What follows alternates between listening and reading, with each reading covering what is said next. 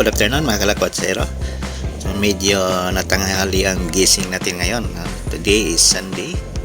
I think September 7. Yan. Muntik natin makalimutan ng pizza.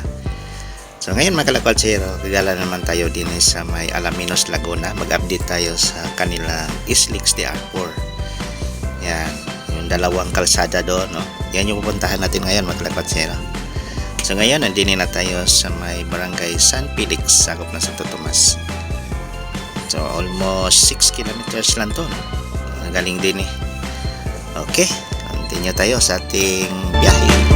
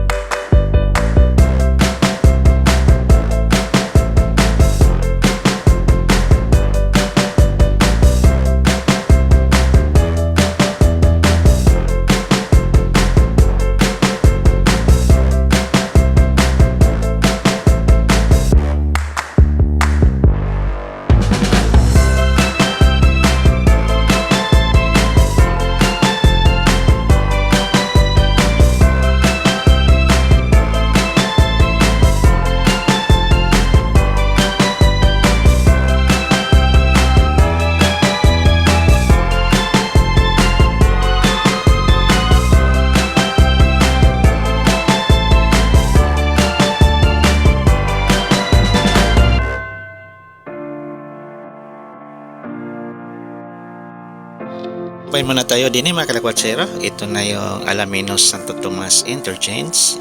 Ayan. So last natin na update itong Islix de Arpor, hindi pa nakasiminto. Ngayon siminto na. Wow, dati wala pa yan. So ang ganda tingnan ng kalsada din no. So yung sa gitna, yan, yung diretso doon sa dulo, yan yung papuntang Santo Tomas. Diyan tayo galing. Yan.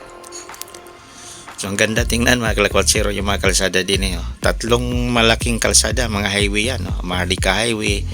Saka yung isa ay Islix de Arpor. Yung katabi naman niya is Alaminos San Pablo Bypass Road. So ito yung Islix sa may left side. Ang right side naman ay ang Alaminos San Pablo Bypass Road na may 2.85 kilometers. So, ang exit niyan ay sa may barangay San Miguel doon sa dulo. So mamaya mga kalakwatsero, mag-update tayo doon sa dulo. Ikot tayo kasi ngayon nasa bungad tayo din sa may Alaminos Santo Tomas interchange tayo ngayon. Mamaya nasa kabila tayo para makita niyo yung mga improvement. So okay na ang Islix, simentado na. Kasi doon sa may Santo Tomas hindi pa parang na pinapatigas pa nila yung lupa. So ikot muna tayo kasi babalik tayo mamaya. Then yan, tingnan nyo mga kalakwatsero yung papuntang Santo Tomas to Calamba exit. Straight ang kalsada parang road to heaven Ang ganda. Napakaganda mga kalakwatsero. Okay, continue tayo.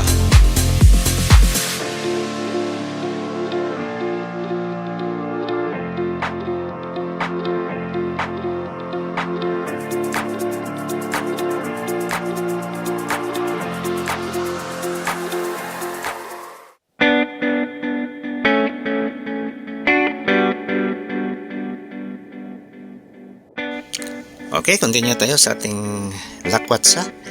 So ngayon mga kalakwatsero, papunta tayo doon sa may town proper ng Alaminos.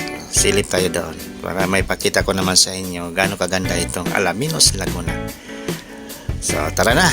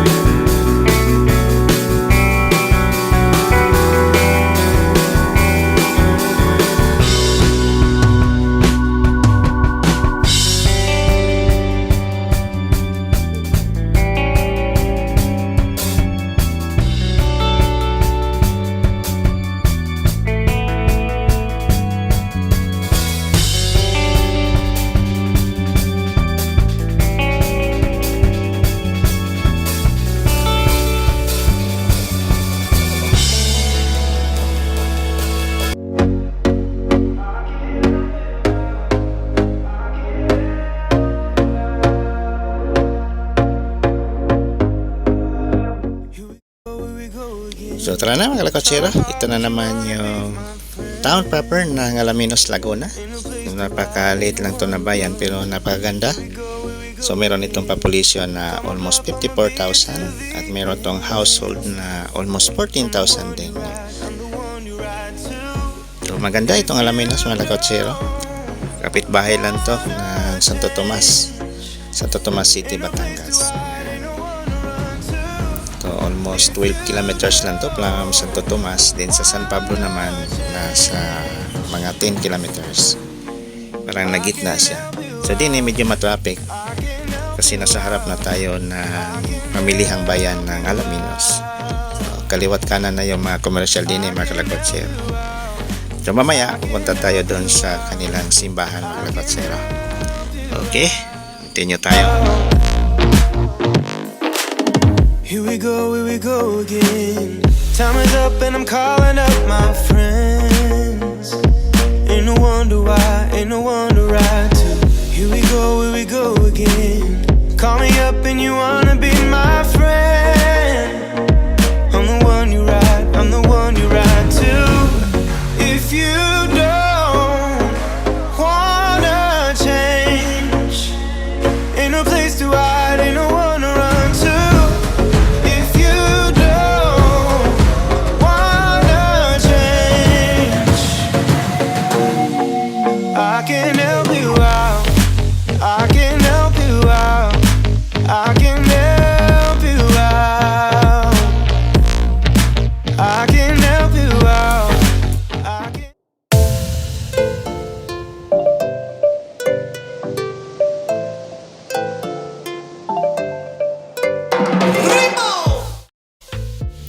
Ayan mga kalakotsero, nandiyan naman tayo sa pinaka-town proper ng Alaminos. So tanaw natin din ang Our Lady of the Pilar. Yan. Ito ay gawa pa rin ng mga Kastila noong 1800. Medyo matagal na mga kalakotsero.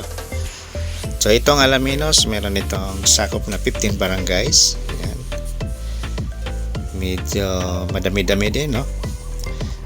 At na-establish to noong January 1, 1916. Itong Alaminos. So, 3rd district ng Laguna. Itong Alaminos mga kalakotsero. Yan, no? Simbahan, no? Napaka old style din ang harap, oh. Medyo lumang-luma na talaga itong simbahan ng Alaminos. Yan, ito na yung plaza nila. Nandiyan na rin yung municipal hall. Din mga kainan din 7-Eleven at saka yung mga convenience store. Din itanaw na rin ang parang nasa likod na tayo ng pamilihang bayan ng Alaminos. So yan yung light green na bubong, yan yung pamilihang bayan. So maliit lang na bayan nito mga kalakotsero. Hindi pa siya crowded. So, cute siya tingnan, no? Tapos naka-background yung bukid sa kabila yan, no? Yan yung bukid ng papuntang Lipa. Yan. So nandyan din yung Lipa Bypass Road, no? Itong yung area na yan. Ang ganda ng Alaminos, oh. Wow, nice view. Okay, continue tayo sa Tingala. Punta naman tayo doon sa kabilang side ng East 60R4 mga kalakotsero.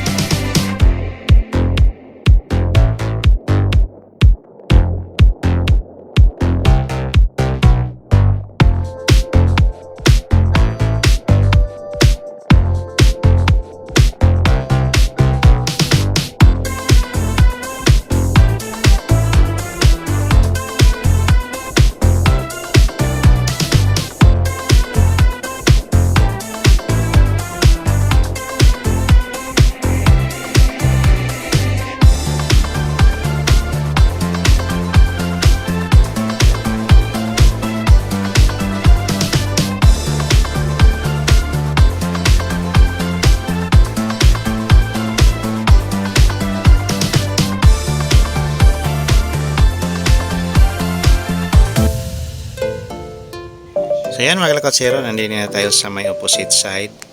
So ito na yung Alaminos Lipa bypass road. Ayan ito.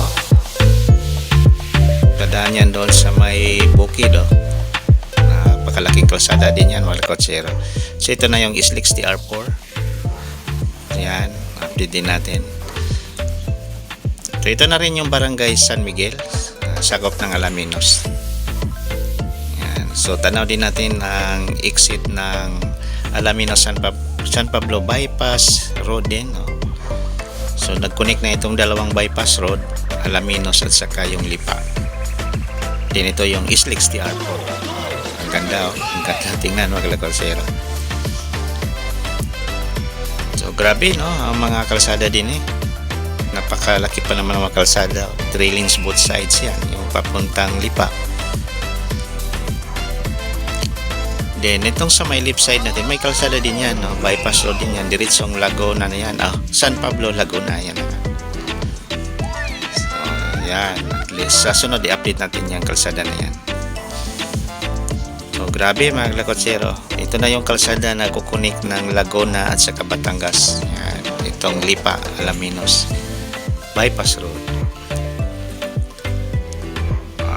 So mamaya dyan tayo dadaan mga kalakotsero sa may right side natin dyan.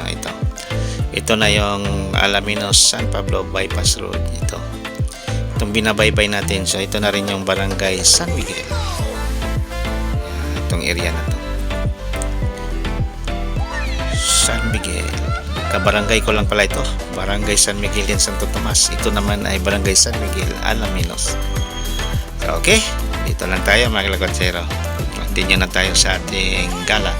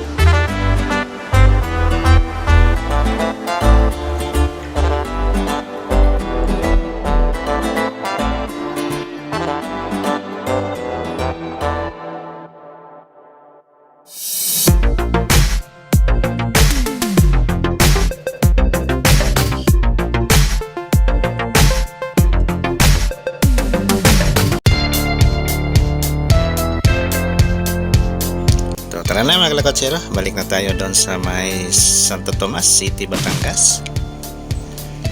So doon tayo sa Alaminos San Pablo bypass road dadaan, opposite side na naman, para makita naman ninyo yung kondisyon ng mga kalsada din Grabe ang lawak ng papuntang Lipa 3 lanes both sides. Grabe ang lawak.